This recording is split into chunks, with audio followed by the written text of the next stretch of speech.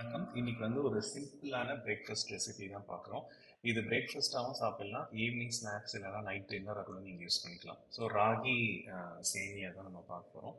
நாங்கள் ரொம்ப வருஷமாக அனில் பிராண்டு தான் யூஸ் பண்ணுறோம். பட் உங்களுக்கு எந்த பிராண்ட் வேணாலும் நீங்கள் எடுத்துக்கலாம். இதை வந்து ஃபஸ்ட்டு நம்ம ஒரு பாத்திரத்தில் ஓப்பன் பண்ணி போட்டுட்டு அதுக்கப்புறமா நம்ம கொஞ்சமாக உப்பும் தண்ணியும் போட்டு கொஞ்சம் நேரம் ஊற வைக்க போகிறோம். இந்த ஸ்டெப் ஏன் நம்ம பண்ணுறோம் அப்படின்னா கொஞ்சம் அது வந்து அந்த ஒரு வேக வைக்கிற தன்மைக்கு வந்துடும். ஸோ அதுக்கப்புறமா நம்ம வந்து அதை வேக வைக்கலாம்.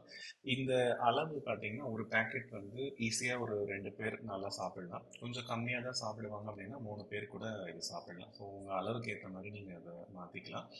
இது வந்து ஒரு 15 மினிட்ஸில் ரெடி ஆகக்கூடிய ரெசிபி. இது வந்து யார் வேணால் செய்யலாம். இது வந்து எக்ஸ்பர்டிஸ் ஒன்றும் பெருசாக தேவையே கிடையாது. ஸோ இப்போது நான் சொன்ன மாதிரி இது வந்து தண்ணி மூழ்கிற அளவுக்கு ஊற்றினா போதும். இதை நல்லா போட்டு ஊற வச்சுட்டு இப்போ பார்த்தீங்கன்னா ஒரு ஒரு ரெடியாக இருக்குது. இப்போ இந்த ஸ்டேஜில் நம்ம என்ன பண்ணோம்னா அந்த தண்ணியெல்லாம் வந்து நல்லா வடிகட்டிடணும். ஸோ நீங்கள் எப்படி வேணால் வடிகட்டிக்கோங்க. பட் நான் ஒரு சிம்பிள் மெத்தட் வந்து நான் சொல்லியிருக்கேன். நம்ம அரிசி வடிகட்டுற மாதிரி இந்த தண்ணியை வந்து நம்ம நல்லா வடிகட்டி எடுத்துட்டு இது ஒரு 5 மினிட்ஸ் வச்சுட்டு நம்ம மீன்வேல் என்ன ரெடி பண்ணிக்கலாம்னா இட்லி குண்டானில் வந்து கொஞ்சம் தண்ணி ஊற்றி கொஞ்ச நேரம் கொதிக்க விடலாம். மீன்வைல் நம்ம வந்து ஒரு துணி வந்து இந்த இட்லி பாத்திரத்துக்கு மேலே வச்சு அதில் வந்து இந்த ஊறின ராகி சேமியாவை கொஞ்சம் நல்லா உதிர்த்து வச்சுக்கலாம். இது குவான்டிட்டி வந்து கொஞ்சம் கம்மியாக தான் இருக்குது. அதனால் இது ஒரே தட்டு வந்து எங்களுக்கு இப்போ போதுமாக இருந்தது.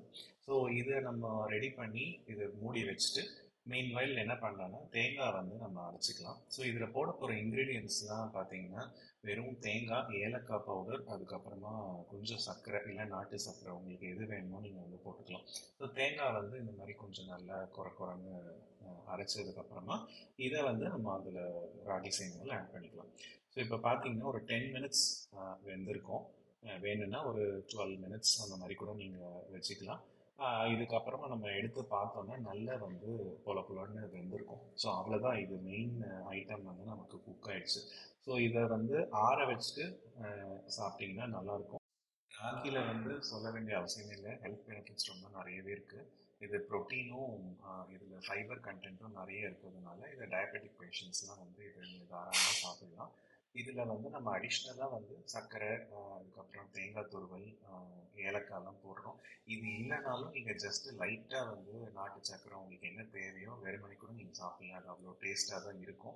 ரொம்ப ஃபில்லிங்காகவும் இருக்கும். அதே சமயத்தில் ஒரு லைட் பிரேக்ஃபாஸ்ட் சாப்பிட்ட ஒரு ஃபீலிங்கும் உங்களுக்கு வந்து இருக்கும். ஸோ அவ்வளோதான் ஃப்ரெண்ட்ஸ். இந்த வீடியோ பிடிச்சிருந்ததுன்னா மவுத் ஃபீலுக்கு லைக் பண்ணுங்கள், சப்ஸ்கிரைப் பண்ணுங்கள் சேனலை. நம்ம வேறு ஒரு வீடியோவில் சீக்கிரமாக சந்திப்போம். தேங்க்யூ.